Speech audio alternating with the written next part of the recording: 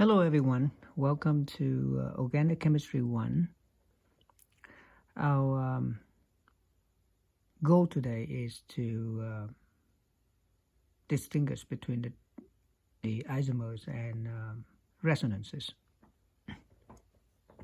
and be able to draw different isomers, be able to draw different resonances. First of all, isomers, let's define isomers.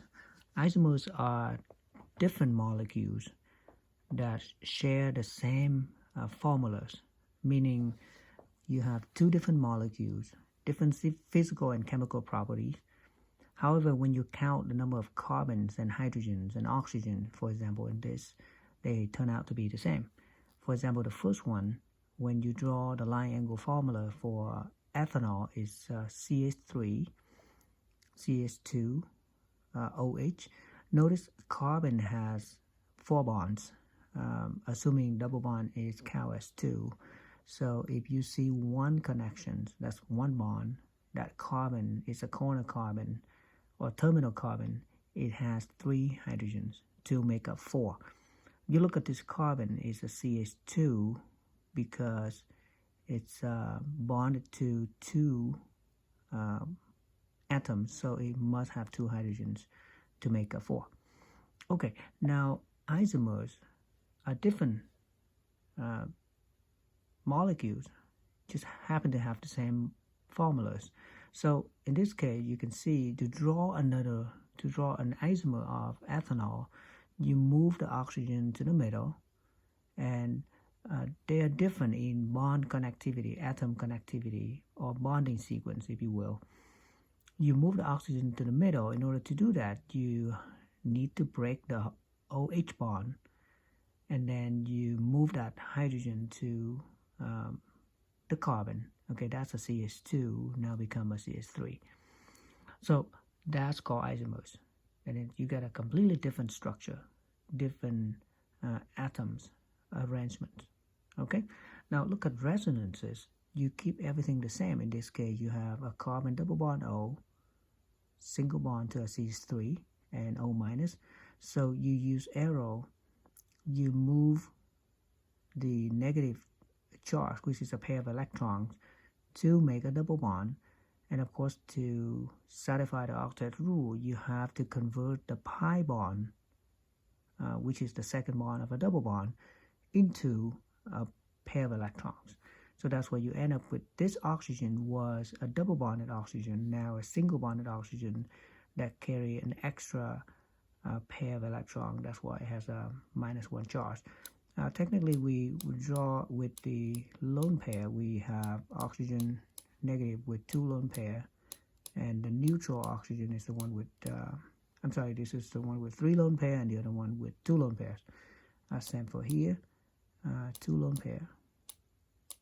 That's a neutral oxygen, and then 3 lone pair is the one with the negative formal charge. Okay, so you got yourself 2 resonances. These 2 are the same ions. And notice, in order to do resonances, you need at least a double bond or something, or a triple bond technically, but usually, from my experience, I see only double bond. So to have a double bond, and that's the minimum requirement. If you have a charge, that will help. Okay, so you instead of double bond on the top, now it's on the right. Okay, and in reality, when you try to measure the CO bond, and it turns out you don't see a CO double bond or a CO single bond. You actually, a double bond is usually about 1.2 angstrom, and a single bond is usually about 1.5 angstrom. It turns out the CO bond here is an average. It falls right between that. It's about 1.3 angstrom. So that means there must be an average of the 2. That's why when you measure, it's just the average of these 2. And that's where we get the concept of resonances. Okay, let's take a look at another example of isomers. Okay, let's back to isomers. So let's say if we have 4 carbons. That's a butane. CS3, CS2, CS2, CS3. That's what it means, right? Now, as our cell, can we rearrange the atoms? And in this case, it's chemistry, organic chemistry, we focus on the carbon chains. So we can take that last carbon and connect it somewhere else. And they still have 4 carbon and the same number of hydrogens.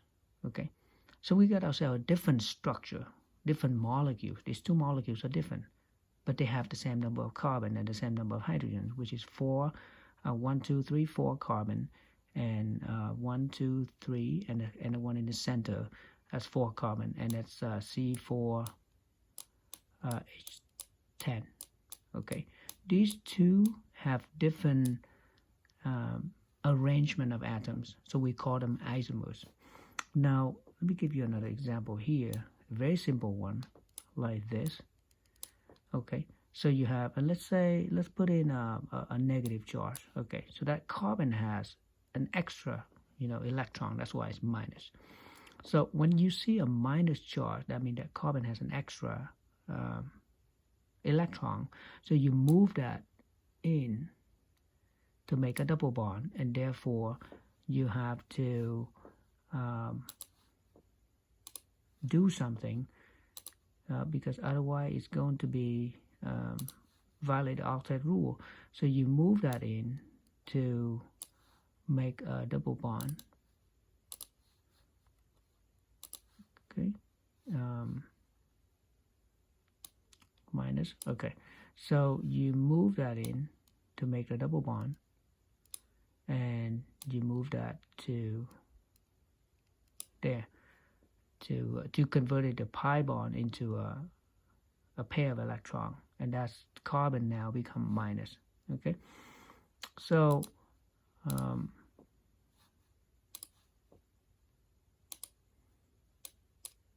okay, I'm going to change this to red, and I'm going to go that. I'm going to put a minus here just to be consistent.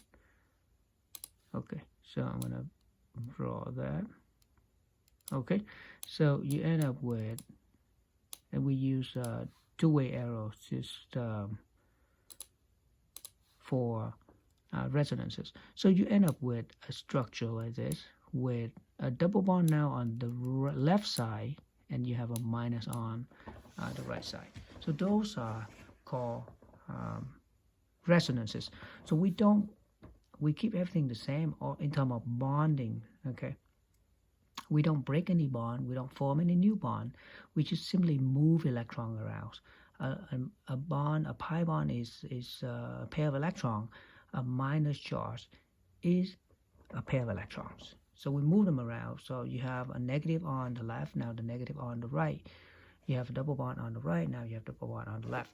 On the top ones are isomers because we breaking this carbon bond and we connect it somewhere else to get a new structure.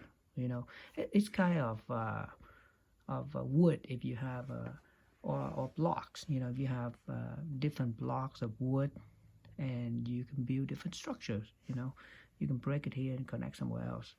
Okay, and that's isomers. Now in the next video we will talk about different kinds of isomers. Okay, and see you guys in the next video.